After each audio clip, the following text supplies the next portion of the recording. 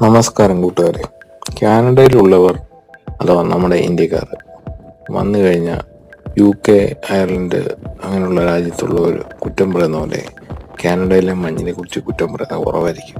കാരണം എന്താണെന്ന് വെച്ചാൽ ഇവിടെ ഇപ്പോൾ കാണുന്ന ഈ മഞ്ഞൊക്കെ സാധാരണ ഒരു കുറവാണ്. കാരണം ഇതിലും കൂടുതൽ ഞങ്ങൾ പ്രതീക്ഷിക്കും. അത് തന്നെ കാരണം. പിന്നെ ഇവിടെ ജീവിക്കണമെങ്കിൽ മഞ്ഞിൽ നമ്മൾ പണിതേ പറ്റൂ, അല്ലാതെ നമുക്ക് ജീവിക്കാൻ പറ്റില്ല. നമ്മുടെ വണ്ടിയും വീടും എല്ലാം മഞ്ഞ് മൂടി നിൽക്കും. അപ്പോൾ ഈ മഞ്ഞ് കാലത്ത് നമ്മൾ അതൊക്കെ അതിൻ്റെ രീതിയിൽ ചെയ്തേ പറ്റൂ. അതുകൊണ്ട് ഇതിനെ കുറ്റം പറഞ്ഞിട്ട് ഒരു കാര്യമില്ല. ഇവിടെ ജീവിക്കണമെങ്കിൽ നമ്മൾ അതിനോട് പ്രതിരോധിച്ച് ജീവിക്കാനേ പറ്റുള്ളൂ. ഇപ്പം തന്നെ കണ്ടു, നല്ല മഞ്ഞുണ്ട്.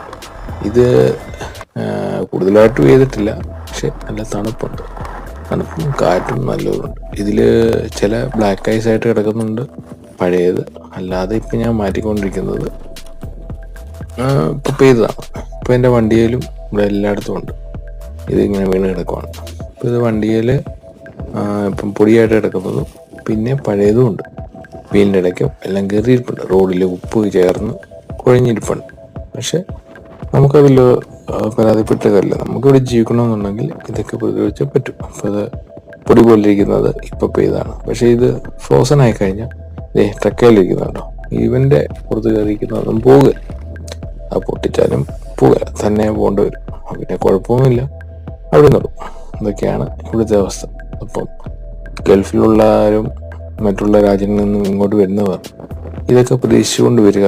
എന്നിട്ട് മാത്രം ഏജൻസിക്കും മറ്റേതിനും കാശ് കൊടുത്ത് ചിലവാക്കുക, ലക്ഷങ്ങൾ കൊടുക്കാൻ തയ്യാറാകുക. അല്ലാതെ ഇങ്ങോട്ട് വന്നിട്ട് ഇതിനെ കുറ്റം പറയരുത്. നമ്മുടെ ജീവിത സാഹചര്യങ്ങളിലാണ് ഇങ്ങോട്ട് വരുന്നതെന്ന് മനസ്സിലാക്കുക. അപ്പോൾ എല്ലാവർക്കും നല്ലത് വരട്ടെ. ടാറ്റ.